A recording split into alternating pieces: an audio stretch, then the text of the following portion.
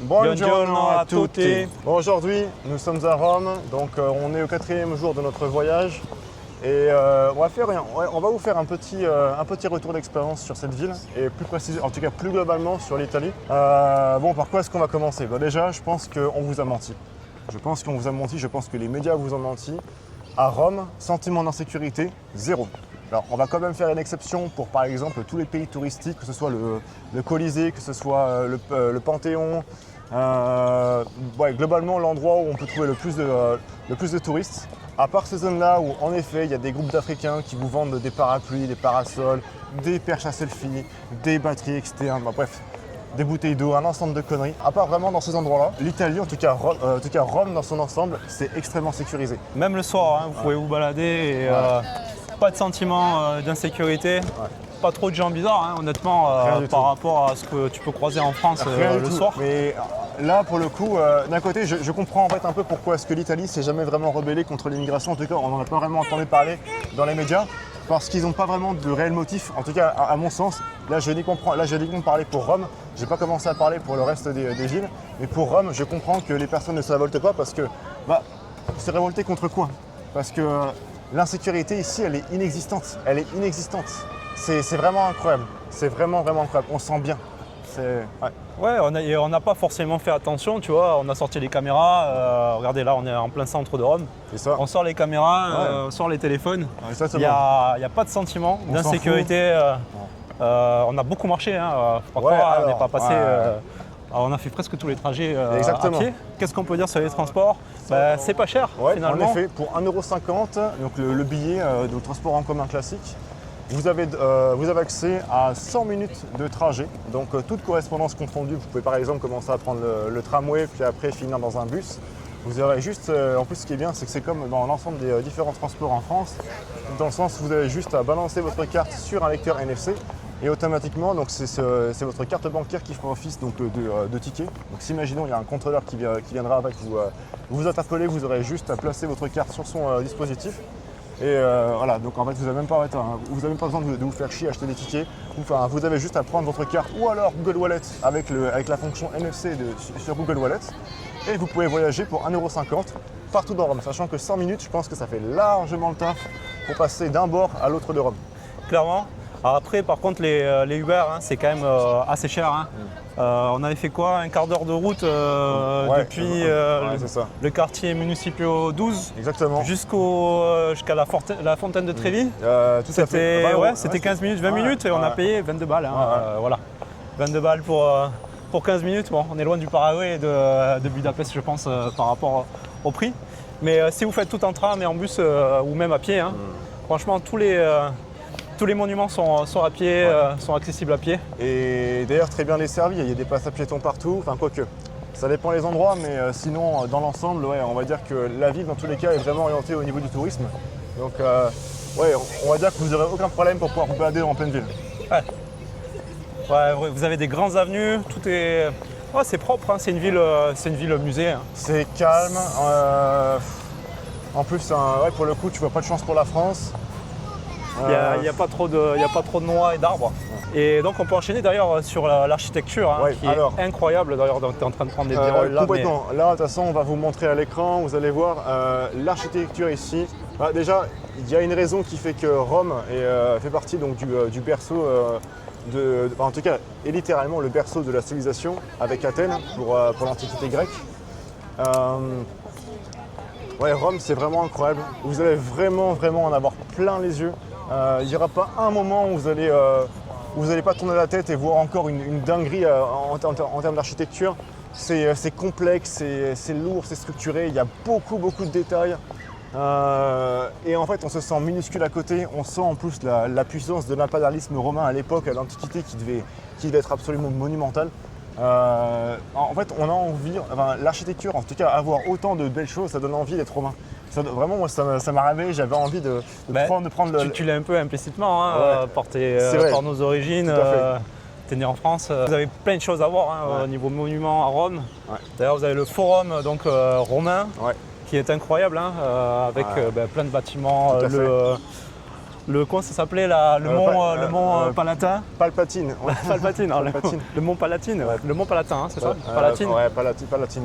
El Monte Palatine, où vous avez vraiment les anciens empereurs romains qui vivaient là-bas. Alors par contre, il faut imaginer les mecs. Il faut beaucoup imaginer. Il faut beaucoup imaginer parce que c'est en ruine, donc il faut vraiment avoir une bonne créativité. Voilà, vous avez 3 pierres, un panneau qui vous explique. Exactement. Et là, vous imaginez. C'est ça. Alors ici, il y avait un tabouret, le tabouret de l'empereur. Exactement, c'est ça. Et qu'est-ce qu'on a vu de très beau comme monument Vatican, absolument incroyable. Absolument incroyable. La basilique Saint-Pierre, hein, avec la place Saint-Pierre. Hallucinant. Incroyable, hein, mais... C'est gigantesque. C'est gigantesque. C'est immense. Je fais énormément de basiliques et d'églises et franchement, c'est la plus grande que j'ai vue, hein, normal. Déjà, en fait, en termes d'espace, c'est-à-dire que c'est... Je sais pas, en termes d'espace, en termes d'ornement, en termes de statues. Et chaque statue est extrêmement détaillée aussi. Elles sont énormes, les statues là-bas. Ouais, tout est beau, hein, vraiment, tout est beau. Ouais. Et on va parler peut-être d'un dernier monument qui nous a extrêmement plu, le Colisée, n'est-ce pas? Alors, les gars, faut qu'on parle. Alors, le Colisée de l'extérieur, en tout cas, c'est très joli. Exactement, le Colisée de l'extérieur, c'est incroyable. C'est Gladiator, c'est clairement la même chose. Exactement. Alors, par contre, le plus gros scam de l'histoire, je pense que c'est un gauchiste qui a été en charge de gérer la partie touristique après la restauration du Colisée. Parce que grosse déception. Grosse déception. Le Colisée, c'est quoi? C'est du sang, c'est des combats, c'est des éléphants montés avec des lances sur les flancs. C'est quoi? C'est des tigres lâchés par des trappes. C'est du bruit, c'est du pain, c'est des courses de chars, c'est des armures, des boucliers qui viennent s'entrechoquer. Et qu'est-ce qu'on a? Des poteries. On a des poteries, on n'a rien en fait on n'a rien qui est associé à la violence, on n'a rien qui est associé à qui en tout cas répond directement, ne serait-ce qu'à l'histoire du bâtiment. Par exemple, avec Alex, on s'attendait à avoir, je sais pas, par exemple une explication de pourquoi du comment les jeux avaient lieu, à quoi ça servait potentiellement les taxes collectées par l'Empire pour pouvoir financer telle ou telle chose. Ne serait-ce qu'une partie qui pouvait expliquer pourquoi est-ce qu'on avait créé le Colisée et pas juste expliquer le Colisée d'un point de vue artistique. Parce qu'en effet, on avait le mot artistico qui était partout, mais on avait tout sauf du sang, on avait tout sauf des armures, on avait tout sauf des batailles. Ça parlait pas d'histoire en fait. Ça parlait pas d'histoire. On aurait bien voulu savoir quel empereur romain il y avait à ce moment-là. Est-ce qu'on a des armures, voilà, tout ce que tu viens de dire. La seule armure qu'on a eue, la seule icône qu'on aurait pu avoir qui pouvait représenter entre guillemets ce qu'on cherchait, c'était au magasin de souvenirs. Voilà. C'était un hoplite romain, voilà. Une silhouette, une ombre, et ça s'arrêtait là. Voilà. C'est clair. Ouais. Aucun bouclier, aucune armure, aucun glaive. En conclusion, voilà, c'était une version édulcorée. Hein. Rock finalement du Colisée. C'est pas du tout comme Gladiator quand vous allez à l'intérieur. Exactement. En fait, à se demander s'il fallait pas juste détruire l'apologie de la violence de l'époque pour la remplacer par, je sais pas, par une sorte de pacifisme à la con. Petite pause. Il faut qu'on vous parle d'un outil qui nous sauve un temps incroyable. C'est Clario. Clario, c'est quoi? C'est un outil qui permet de pouvoir résumer vos vidéos, donc en tout cas les vidéos de vos chaînes YouTube préférées. C'est extrêmement simple, vous vous connectez, vous balancez les différentes chaînes YouTube qui vous intéressent, des chaînes YouTube qui ont une portée éducative, dont vous aimeriez avoir directement un résumé qui vous soit envoyé. Par exemple, je sais pas, un entretien d'un économiste en question, vous n'avez pas le temps, l'entretien il dure 1h30, bam, vous balancez la chaîne YouTube ou alors directement le lien direct de la vidéo et automatiquement vous allez recevoir un résumé sur votre canal Telegram ou par mail. Donc, en gros, vous avez juste à vous connecter, balancer vos chaînes, vous connectez votre Telegram directement à l'application, vous ne revenez plus jamais sur l'application et vous recevez automatiquement tous vos résumés sur Telegram dans votre groupe privé. Et on pourrait parler aussi que quand tu arrives dans le Colisée, tu t'attends à voir donc, les mêmes scènes que dans Gladiator, c'est-à-dire un parquet en sable jaune, etc. Un sol en sable. Mais non, en fait, il n'a pas été conservé parce qu'il a brûlé avec l'histoire. C'est quelque chose qui était compliqué à maintenir, apparemment. Tout à fait. Mais c'était plutôt le bois qui était au-dessus.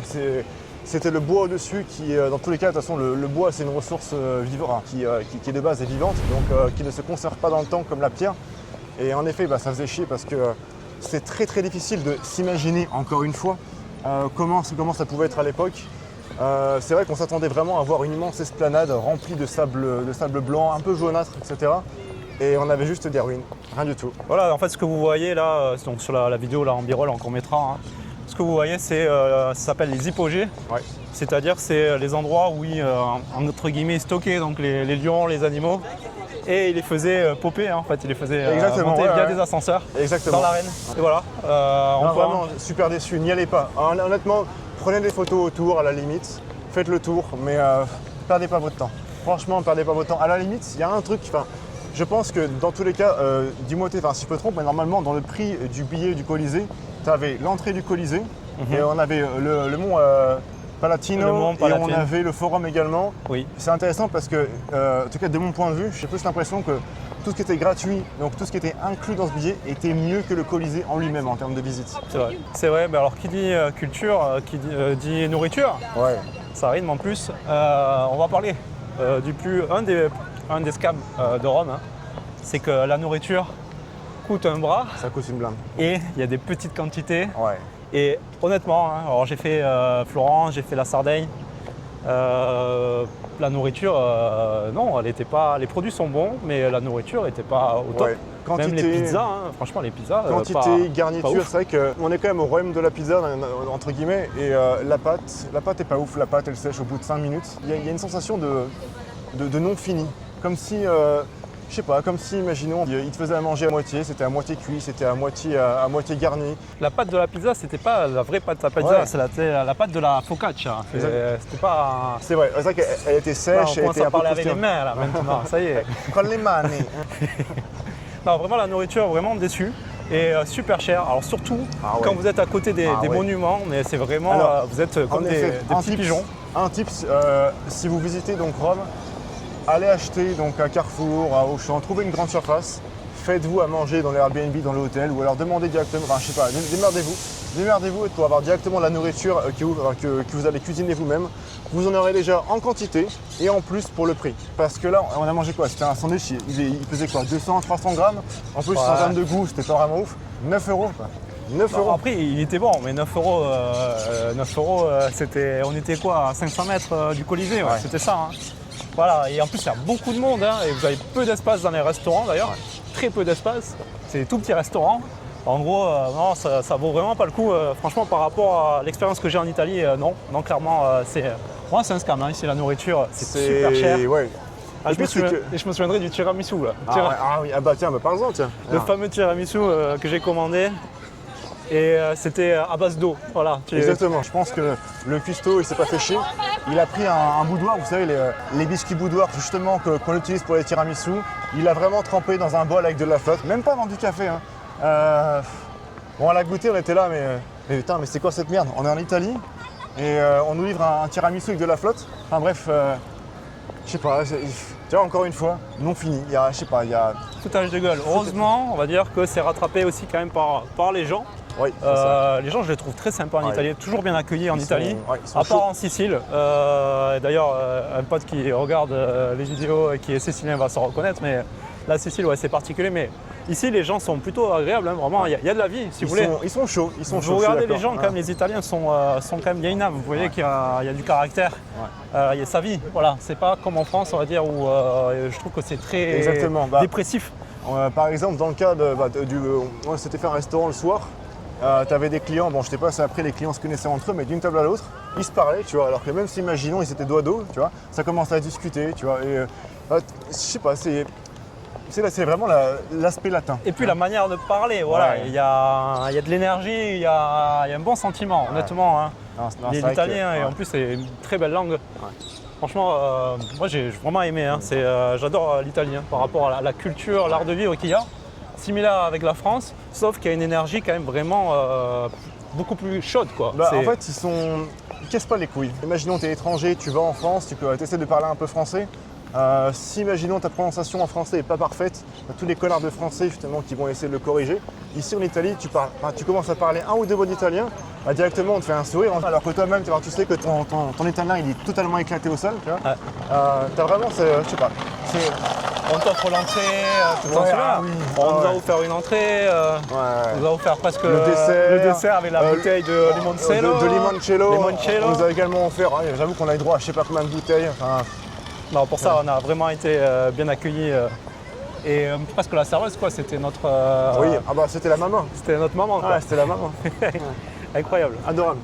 Et donc, ça, c'était quand même une belle expérience. En tout cas, les gens, partout où on allait, étaient agréables, étaient prêts à nous aider aussi. Et globalement, je dirais même par rapport à l'Espagne, j'ai trouvé les gens encore plus directs. plus France, soit ils vous aiment, soit ils vous aiment pas. C'est mais vrai. au moins, voilà, il ne faut pas des faux sourires. En effet, il n'y a pas de perte de temps. C'est ça que j'aime bien, c'est vraiment très carré par rapport à ça. Et on va terminer sur les femmes. Sur le sujet qui va te plaire le plus, ce petit coquin. Alors ici, tu vois, on est en Occident, hein, Europe de l'Ouest, je ne suis pas étonné. Hein.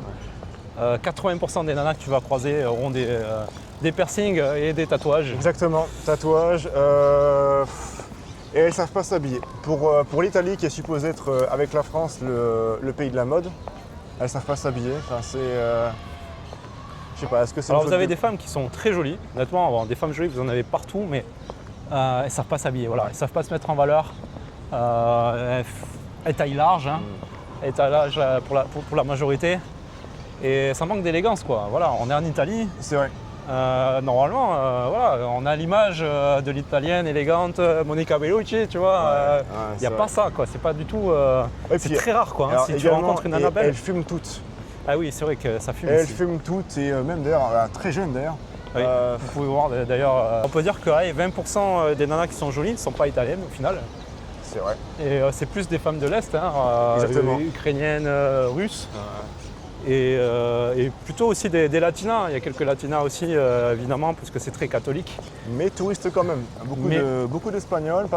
Il y a eu des Mexicains. Bon, toi, du coup, tu as identifié des Boliviennes, je crois. Ouais, des Péruviennes aussi.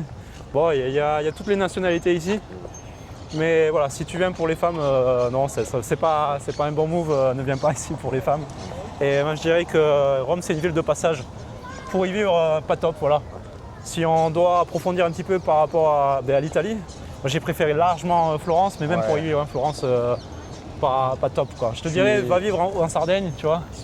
En Sardaigne, c'est incroyable, il y a des plages, elles n'ont rien à envier à la Thaïlande. Et tu vas super bien manger, les gens sont super sympas.